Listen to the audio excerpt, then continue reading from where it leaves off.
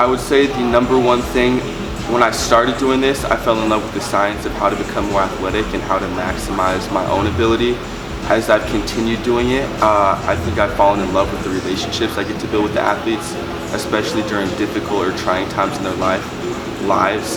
There's nothing that's more valuable for me than building relationships with people and getting to see them grow and work through the different problems and hurdles they face in life.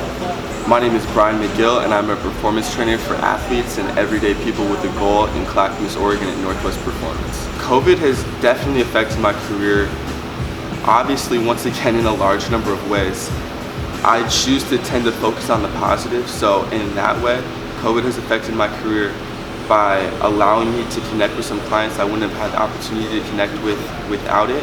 And then at the same time, it's made me a lot more passionate about the mentorship side of what I do, particularly with the high school and younger athletes.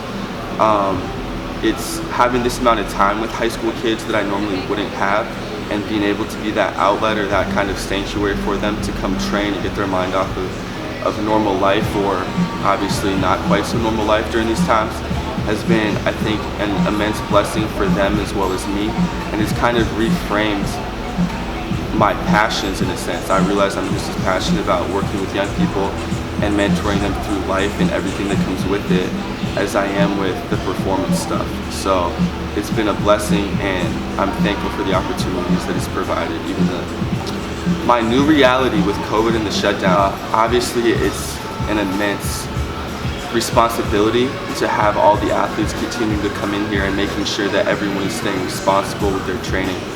We want to be part of the solution, not a part of the problem. So it has been a headache in some ways to do the extra cleaning, making sure that we're staying on top of everything that we have to do. But then once again, like I said, as an athlete, this is probably the longest off season in at least modern history. So it's been an enormous opportunity for those people that we work with to attack their weaknesses, change their body and their game as much as possible, and kind of control what we can control in these situations. I'm always going to view things from a more optimistic point of view. I've been extremely fortunate to connect with some clients because of COVID that I would not have had the chance to connect with otherwise. So I'm just reframing everything into a positive light. We could sit here and kind of mope and grope about all the stuff that we can't control as long as we want.